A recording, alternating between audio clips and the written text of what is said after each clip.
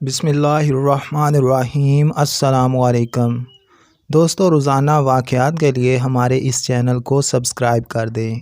حضرت ابو ہریرہ رضی اللہ تعالیٰ عنہ سے روایت ہے کہ رسول اللہ صلی اللہ علیہ وآلہ وسلم نے ارشاد فرمایا، اللہ تعالیٰ نے سور کو پیدا کیا اس طرح کہ اس کا منہ بانس کی طرح ہے اور اس کی کشادگی دنیا کی مثل ہے، اور اس کی 4 شاخیں ہیں، ان میں سے ایک شاخ مشرق میں ہے، دوسری شاخ مغرب میں ہے، تیسری شاخ 7ویں زمین کے نیچے ہے، اور چوتھی شاخ 7ویں آسمان کے اوپر ہے۔ سور کی روحوں کے عدد کے برابر دروازے ہیں، ان میں سے ایک دروازہ انبیاء علیہ السلام کی روحوں کے لیے ہے، ایک دروازہ فرشتوں کی روحوں کے لیے ہے، ایک جنوں کی روحوں کے لیے اور ایک انسانوں کی ارواح کے لیے ہے، اور اسی طرح شیطانوں اور درندوں، وحشی جانوروں اور حشرات الارض یعنی زمین کے کیڑے مکوڑوں، حتیٰ کہ چونٹیوں اور مچھر وغیرہ کی روحوں کے لیے دروازے ہیں۔ اور اللہ تعالیٰ نے سور حضرت اسرافیل علیہ السلام کو عنایت کیا ہے، وہ اس کو اپنے منہ پر رکھے ہوئے ہیں اور منتظر ہیں کہ کب پھونکنے کا حکم دیا جائے گا، تو وہ اسے 3 مرتبہ پھونکیں گے۔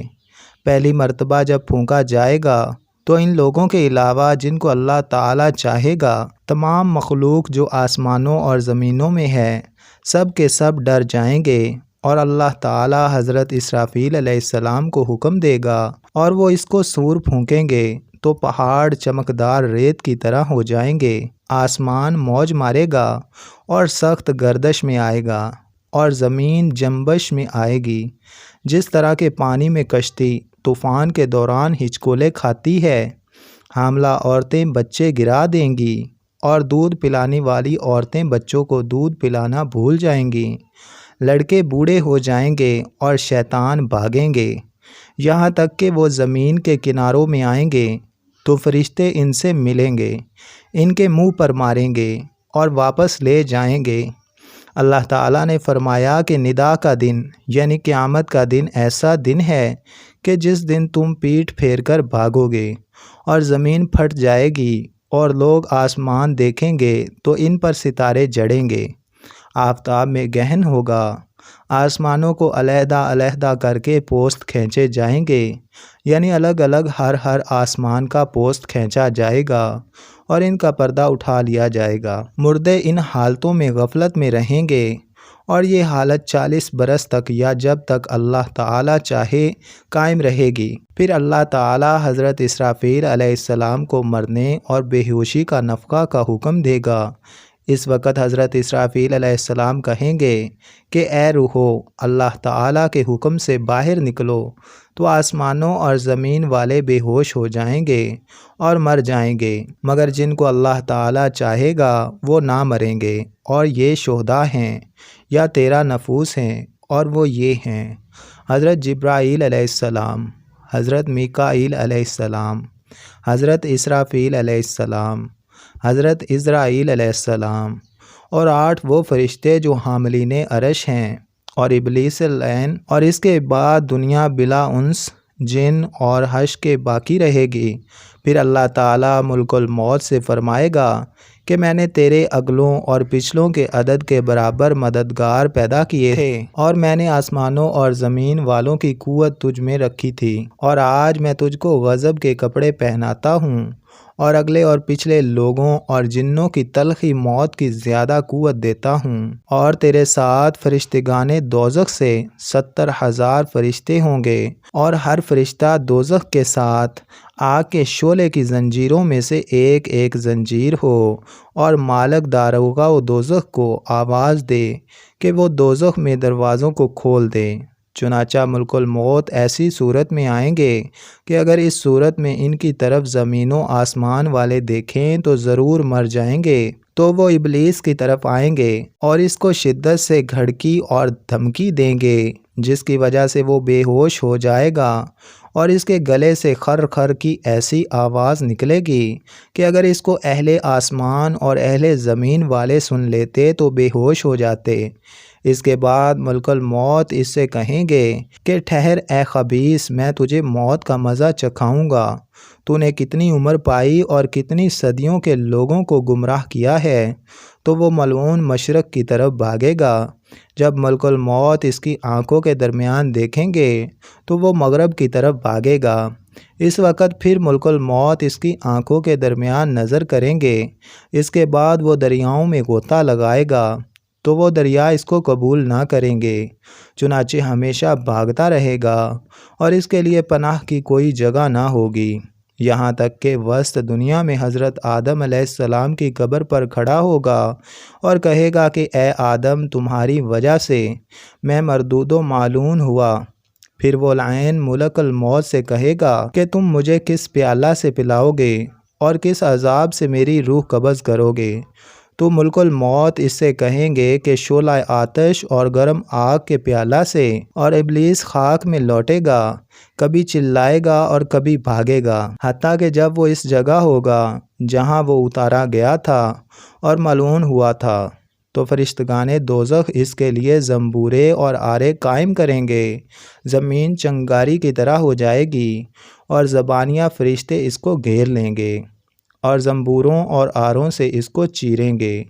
जब तक अल्लाह ताला चाहेगा इस वक्त तक हालत निज़ा और मौत के गुस्सा का शिकार रहेगा। फिर अल्लाह ताला दरियाओं को हुक्म देगा कि वो फना हो जाएं। बेशक इनकी मुद्दत गुज़र चुकी।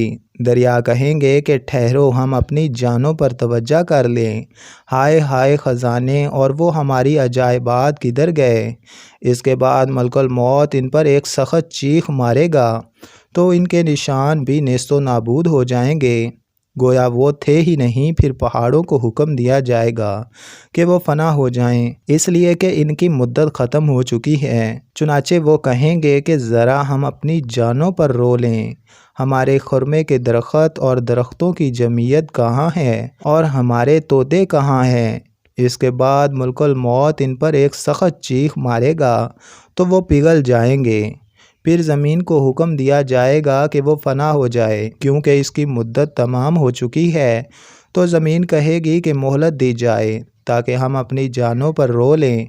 तो मुलकुल मौत इस पर सख्त चीख मारेगा और इसकी दीवारें गिर पड़ेंगी। फिर मुलकुल मौत आसमान पर चढ़ेगा और इस पर एक चीख मारेगा तो इसके सूरज और चाँद में गहन लगेगा और सितारे तारीख और बेनूर हो जाएंगे।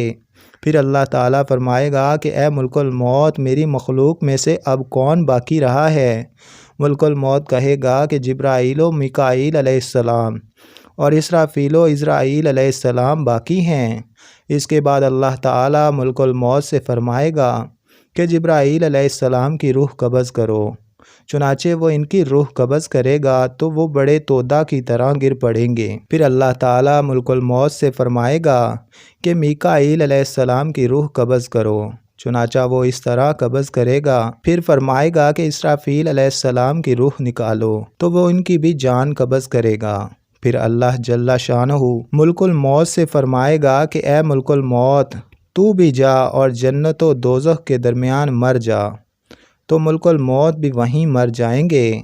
इसके बाद अल्लाह ताला फरमाएगा कि आज किसकी बादशाहत है, तो कोई जवाब नहीं देगा।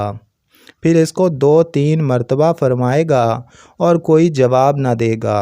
तो अल्लाह ताला ख़ुद ही फरमाएगा कि इस यगाना और यकता की बादशाही है जो बड़ा कहर करने वाला है।